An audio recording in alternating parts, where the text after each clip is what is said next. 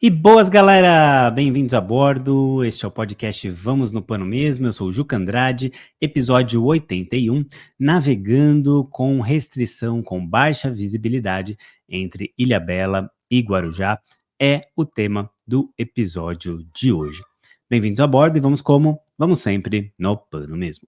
Pessoal, eu já tenho algum tempo de estrada aí, de tempo de navegação, mais de 2 décadas velejando. Eu já fiz inúmeras travessias entre Ilhabela e Guarujá, Guarujá e Ilhabela, mais até do que eu consigo lembrar, eu nem sei quantas foram. Eu sei quantas foram que eu consegui ir velejando, ia ou voltando o tempo inteiro sem usar motores, isso aí cabe nos dedos de uma mão. A última foi até no mês passado. A gente faz um curso intermediário de vela oceânica aqui, em que a gente treina a parte de navegação. Tem uma parte polêmica nisso aqui, que é o fato de que a gente não aprende a velejar em travessia. Muito se engana, às vezes eu vejo pessoas, eu vou fazer uma travessia de Florianópolis até Recife, aí vou aprender a velejar. Dificilmente. Você aprende aí a navegar, e por quê? Porque numa travessia você fica horas e horas, se não dias, no mesmo bordo. A própria regata Recife Fernando de Noronha, você faz um bordo só, né? É sempre com vento na mesma direção. Você vai ali entre uma orça folgada e um través, e você não dá praticamente bordo nenhum, a não ser na largada e na chegada, a depender de como você fez a sua aproximação da ilha. Se você fez muito a barla, você só vai dar uma ribadinha e chega na linha de chegada. Se você cometeu o equívoco de fazer mais través que orça, você fatalmente vai ter que fazer uma orça folgada, apertada na chegada aí na Ilha da Sapata, e vai ter que apertar um pouco mais e talvez até dar um ou outro bordo, faz parte.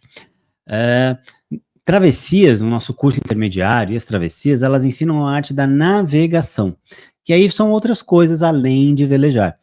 Gerenciamento de víveres, água, diesel, quando usar motor, quando não usar motor, depende se você quer chegar rápido ou não, se você pode ficar boiando dias ou dias. Esse nosso litoral entre Santos e o Rio de Janeiro, ele é muito variável de vento, é incrível, é uma região, não é à toa que a regata Santos Rio, que está chegando aí, é a regata mais desafiadora do Brasil, porque ela, de fato, ocorre numa região, uma região em que, onde o regime de ventos é incrivelmente variável. Você vai do vento forte à calmaria no mesmo dia. É uma mini represa Guarapiranga, por assim dizer. E nisso, então a gente dá ênfase à arte da navegação, matéria de mestre amador, a gente faz navegação com dispositivos GNSS, o GPS, cartas náuticas com o AIS, o Automatic Identification System, o sistema de identificação automático, que nessa nossa travessia que eu vou comentar aqui nesse episódio 81, Vamos no Pano Mesmo, se mostrou essencial. E a navegação à moda antiga, com alidade, carta náutica de papel, régua de paralela, transferidor, compasso de navegação. É bem interessante. Nesse último final de semana nós tivemos 4 alunos, o Dante e o Mário de São Paulo, o Dutra, que depois se mostrou essencial na travessia da volta de Jundiaí, e o Fred, lá de Londrina, no Paraná, que muitos nos honraram com a presença. Obrigado a todos vocês que confiaram no nosso trabalho. E a gente conseguiu velejar 40% do tempo. Não foi excelente, mas também não foi tão ruim, sendo que o principal desse curso não é a vela, navegar necessariamente, mas sim uma travessia no modo real, em que, lembra, aqui no começo, nem sei quantas eu já fiz, mas eu sei que eu fiz menos de 5 totalmente na vela, ou mais de 95% na vela. Quando a gente consegue fazer 100% na vela, 90% que seja, é sempre um momento que você é desafiador, e um momento que você realmente vai lembrar. 2 foram em regata, regata Santos Rio, inclusive, 3, né? Talvez mais de 5, mas assim, não foram 10, e também isso não tem lá grande importância aqui no momento. Então, obrigado ao pessoal da ida, foi um curso sensacional, a gente conseguiu cumprir o programa, todo mundo fez a navegação, a gente fez os turnos de leme, e chegamos na Ilhabela, ali no Saco da Capela. Eu pego uma poita com o Serginho, vou deixar até aqui nos comentários o contato do Serginho, para quem quiser pegar uma poita, tiver de passagem por lá, dele e do Almir, que também sempre me atendeu muito bem ali nas minhas passagens pela Ilhabela da Princesa. O retorno dos alunos para Ilhabela, para Santos, para a origem, Normalmente é feito pela via rodoviária, a gente fica lá no domingo, eu tento chegar ainda pela manhã no domingo, o pessoal dá uma curtida, almoça na ilha, passeia ali pela vila, né? E depois a gente volta de ônibus por São Sebastião, é bem fácil o acesso, é barato também, não tem preocupação com carro, é bem tranquilo, e volta ou para o Guarujá, Santos ou para São Paulo, tem ônibus ali, é fácil, o pessoal normalmente pega o ônibus às 18 horas. O Dutra tinha disponibilidade para ficar, agradeço muito, tá de férias, e aí ele ficou, independente de quando a gente fosse voltar. Havia uma dúvida na data do retorno, eu escolhi voltar na segunda-feira. O Rafael, um instrutor aqui na Cusco, ele foi convidado, mas infelizmente ele não pôde participar dessa travessia, por conta de compromissos familiares. E eu convidei também a Paula Shin, que cuida das nossas redes sociais, faz o nosso marketing, a parte de comunicação visual. Inclusive é dela aqui a comunicação visual aqui do nosso estúdio do Cusco Baldoso Records. Obrigado, Paulinho, também fez bastante diferença nessa travessia. Nós saímos na segunda-feira, abastecemos no posto de gasolina, e ali já percebemos que tinha alguma coisa esquisita no posto de gasolina do Yacht Club. Ali a gente já percebeu que tinha alguma coisa esquisita, porque a visibilidade ficou bastante prejudicada ali no posto. Quando a gente saiu da Poita para o posto, estava ok, a gente enxergava tudo, estava tudo normal, mas quando a gente parou no posto e abasteceu ali às 8 da manhã, fechou tudo, tanto que a gente saiu do posto, a primeira coisa que eu fiz foi pegar uma Poita ali do Yacht Club e esperar, porque a gente não conseguia ver, literalmente, a gente não via o pier da vila, não via os outros barcos apoitados ali, não via o pier do Yacht Club, e a gente estava ali a 20 metros do pier do Yacht Club, estava bem preocupante. E era só um trailer do que vinha por ali, do que ia acontecer. A gente quase teve um acidente bem sério nessa travessia, por isso até que eu tô fazendo o vídeo, eu não tenho problema nenhum de contar as coisas de erradas que a gente fez, as coisas erradas que a gente fez, até porque é uma forma de compartilhar aqui experiências e evitar que aconteça novamente. Fiz o primeiro turno de 2 horas no Leme, a gente estava sem piloto automático, que também salvou provavelmente as nossas vidas, porque se a gente tivesse com piloto automático, a gente não teria conseguido se safar da emergência que apareceu no meio do caminho. A gente quase sofreu uma colisão muito séria, de dimensões que eu não consigo nem mensurar.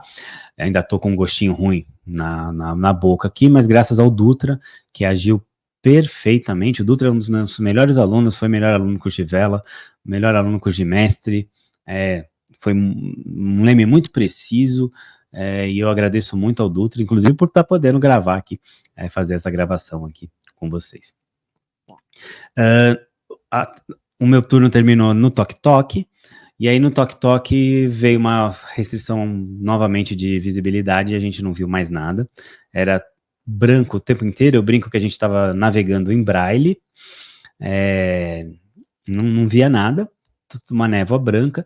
Eu optei por fazer um rumo mais em trilha, passando rumo direto para Moela, que é o mais rápido, e passando ali, então a gente passa nesse rumo, a gente faz uma corda em relação ao arco, que é o continente, a linha do continente, e a gente passa então com o montão de trigo afastado ao nosso boreste, no bombordo, mais perto da gente, o arquipélago de Alcatrazes. A gente não viu nenhum nem outro. O tempo todo foi feito, essa navegação foi totalmente feita de forma estimada, a gente não tinha nenhuma confirmação visual, foi seguindo a agulha magnética o tempo inteiro, inicialmente no rumo magnético 270, a gente navegou durante 4 horas no rumo 270, no primeiro turno do Dutra e no primeiro turno da Paula Shin, 270 ali. Foi bem interessante porque manter o rumo na agulha na mão, sem visibilidade, sem um ponto de referência, é realmente desafiador. Se na linha de fé, o 270, que é o rumo que você está seguindo, vai para bombordo, você põe a cana de leme para bombordo. Se ele vai para boreste, você põe a cana de leme para boreste, você vai apontando a ponta da cana para o número da linha de fé que você está seguindo. Com o tempo, depois de alguns minutos nessa faina, você pega o balanço do barco, não tinha onda nenhuma, então estava bem tranquilo, então você fica só focado naquilo, não pensa em outra coisa, não pensa no saldo, não pensa no que vai fazer quando chegar em casa, não pensa na desculpa pro chefe por estar perdendo um dia de trabalho. Eu dou atestado, não se preocupem com isso. E aí você vai apontando e você antecipa. Então, quando você vê o leme vai ficando bem, o rumo vai ficando bem no ponto, porque você pega o balanço e antes do número da linha de fé ir para Bombordo Boreste, você já antecipou e consegue manter um rumo bem preciso ali. E novamente eu faço aqui um elogio público ao Dutra, porque o leme dele foi um dos melhores que eu vi nos últimos tempos. Obrigado, foi bem legal, foi fundamental. Manter o rumo constante numa situação de baixa visibilidade como essa é essencial, porque se você ficar sambando, você não chega e você fica exposto a encontrar o que eu não queria encontrar, que são barcos pequenos. Até por isso que eu não fiz uma navegação mais perto da praia, porque ali, além de ter o risco de encalhar, chegar na praia, porque literalmente a gente nem via a praia, também tem o risco do o mar crescer, não ia porque não tinha onda, mas de encontrar barcos pequenos de pesca. Esse era o meu pavor, porque o barco pequeno não usa AIS, os navios sim. Então eu preferia ir lá mais por fora, porque o AIS funcionaria. Aqui, um breve parênteses, o AIS ele funciona muito bem por transmissão de VHF, ele usa uma antena VHF para transmitir, pode até ser compartilhada com o do rádio, eu não uso assim, eu tenho uma para o VHF e outra para o AIS, tenho duas antenas a bordo, uma na targa, outra no topo do mastro. O que eu acho interessante aí contar para vocês é que quando a visibilidade ficava muito, mas muito restrita, havia sim falhas no sistema do AIS e sumia alguns alvos. Eles sumiam e voltavam e durante um tempo não apareciam. Então, ter atenção para onde eles estavam ali o tempo todo foi fundamental e fica aqui esse relato. Daqui a pouco eu vou falar mais sobre isso quando eu contar o nosso quase acidente, que foi algo bem preocupante, que me deixou bem chateado e que eu ainda tô com um gosto ruim na boca aqui. Mas já conto, já chego nessa parte. Então o Dutra fez eu fiz um turno, o Dutra fez outro, a Paulinha outro. Quando eu reassumi, já tinha passado um montão de trigo, a gente estava a incríveis 6 nós, uma velocidade muito boa para veleiro. E aí eu resolvi aterrar, então eu passei para o rumo 300, rumo 300, que era um rumo que já ia colocando a gente bem na posição entre a Ilha da Moela e a ponta do Monduba, portão de entrada de casa, chegando em casa. Eu fiz meu turno de 2 horas, no meio da primeira hora do turno do Dutra, aconteceu o fato que se a gente tivesse de piloto, a gente teria colidido. Uma lancha muito grande, mais de 50 pés. Ela surgiu a 20 metros. Primeiro o Dutra viu um clarão, depois ele falou algo, talvez tenha sido um palavrão, eu não lembro, mas foi algo que quando você escuta que algo deu errado. E eu senti o barco guinar para Boreste muito rápido. Foi a ação muito precisa do Dutra. De novo, meu agradecimento a ele, porque se ele não tivesse aquela reação na hora, ou se ele tivesse guinado para o lado errado, se ele não tivesse ali já interiorizado bem as coisas para agir de forma com competência inconsciente, ele agiu no reflexo, mas agiu certo, a gente teria colidido com aquela lancha e teria sido muito ruim. Ela apareceu muito perto da gente, ela apareceu a 20 metros, primeiro o clarão, depois aí essa parte eu já vi, depois do que guinou, eu vi as luzes de Bombordo e Boreste, aquele casco branco gigante na nossa proa, mas muito perto. Tudo bem que eu talvez esteja exagerando por conta da paura, mas apareceu muito perto mesmo. E aí eles passaram no nosso Bombordo, um cara ainda reclamou comigo, que eu achei incrível, e aí aqui fica uma crítica à Marinha do Brasil, uma sugestão, que é o seguinte: ultimamente foi feita a revisão nas normãs, a norma 211 alterou bastante coisa, inclusive sobre habilitação, dispositivo de salvatagem, mas eu acredito que perdeu-se uma grande oportunidade aí de colocar, mesmo que fosse para o médio prazo, a obrigatoriedade do uso do AIS como equipamento de segurança. Veja, o meu barquinho Mequetrefe, o Cartago, um Velamar 33, 1978, um barco mais velho que eu, 46 anos, eu sou 7'9", ele é 7'8", tem AIS, um equipamento de 3 mil reais, e uma lancha de 5, 6 milhões de reais, perdão, se furta até um dispositivo tão importante, né? E o pior, ali na Praia da Enseada, o cara não estava indo para casa, ele estava, sei lá, e se tivesse, ele tem recursos para ir mais rápido, enfim, voltar para a marina mais rápido, é diferente de um veleiro, que é lento. Se colocar naquela situação, já no fim da tarde, expondo outras embarcações a risco, porque ele nos colocou em risco, infelizmente eu não lembro o nome dela, na hora eu não consegui ver, da lancha, senão eu falaria aqui, e sem AIS, se tivesse AIS eu teria visto, tinha uma outra, a Queen Mary, uma lancha bem grande, ela foi acompanhando a gente pelo AIS, eles cruzaram pela gente ali no Tok Tok, depois eles se posicionaram bem na proa, que eu gostei, porque eles meio que iam limpando o caminho pra gente, e vejam, eu só sei disso porque eu tava vendo o AIS, o que tava acontecendo, eu tava fazendo a navegação. Então eu acho que é um pouco de responsabilidade você pegar um barco grande com uma lancha daquela, sair a motor em velocidade, numa restrição de velocidade absurda como aquela. Foi bem chato, não foi legal não. Mas passou, graças ao Dutra a gente tá aqui para contar a história. Se tivesse no piloto automático não teria dado para fazer a guinada. Então uma das coisas que eu pego para mim é que quando eu tiver restrição de velocidade assim, de visibilidade, eu não estarei no piloto automático, estarei levando na mão, porque eu vi ali que durante esse tempo também eu tinha a sensação de ficar vendo um navio preto vindo, aparecer do nada ali, e não foi bacana. O melhor talvez seja não navegar nessas situações, mas é que aí entra no tema desse podcast aqui, que é o ineditismo dessa situação. Conversei com vários velejadores experientes, com o meteorologista Giovanni Doliffe, e a gente não tem lembrança de um nevoeiro que durou dia e noite, e não se dissipava. Ficava aqui como ficou e não se dissipava. Eu cheguei na Moela às 18 horas, ainda com um pouco de luz, e eu não tive ímpeto de passar, porque eu não via a Ilha da Moela a menos de 200 metros da gente. Na entrada, assim, a gente passa bem pertinho dela, a gente não via nem a sombra dela. A gente não via as luzes da praia do Guarujá. Era só um branco denso e ali. Aí nisso, por segurança, cautela e Gaulinha não fazem mal a ninguém, decidi ancorar por ali. Ancorei ali em frente à Praia do Tombo, distante 1 milha da praia, 1 milha do Monduba. Ali dava 1 milha da Ilha das Galetas, para a Ponta das Galetas. Ancorei por ali e esperamos. Fiz um creminho de cebola pra galera. E a lua cresceu e eu percebi que não ia abrir. Nisso eu olhei no canal do YouTube, que eu estava monitorando, o canal da Praticagem de Santos, e vi que o canal tinha finalmente aberto, mas onde a gente estava não estava aberto. E aí eu decidi o que eu pensei, meu receio são barcos de pesca e coisa pequena. 9 horas da noite, todo mundo já saiu dali, ninguém vai estar metido ali, pescador não é bobo, pescador não se arrisca, sem necessidade.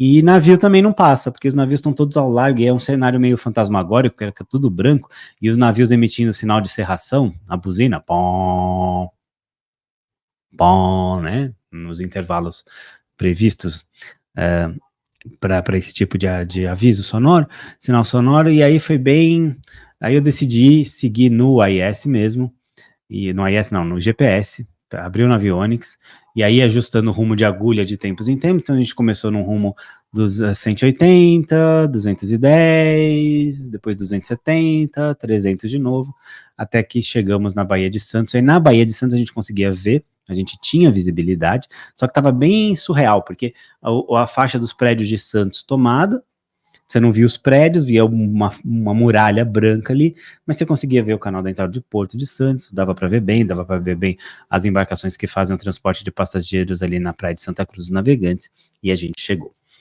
As lições que eu tiro disso é que a gente não pode mais confiar tanto em algumas informações. Havia um aviso da Marinha que também foi pega de surpresa, porque havia um aviso de baixa visibilidade válido até as 15 horas Zulu, ou seja, meio-dia o nevoeiro ia se dissipar, o que é normal. Eu ia chegar às 18 horas no Guarujá com um nevoeiro mínimo, ou sem nevoeiro, né, mas com uma visibilidade boa. Eu cheguei com ela extremamente restrita, eu nunca peguei uma condição como essa, né, mas pode acontecer. Outra lição que eu tiro é não usar o piloto automático nessa situação. Treinar muito, isso me deixou muito claro como você tem que estar bem de levar o barco na mão só guiado pela agulha magnética, que é um dos pontos que a gente treina no nosso curso intermediário, foi fundamental, a destreza do Dutra foi fundamental ali, e reforçou aquilo que eu digo sempre: fuja sempre do grande capitão, daquele que conhece tudo, daquele que não tem medo de nada, daquele que o barco aguenta tudo porque já cruzou o Atlântico várias vezes e não sei o que.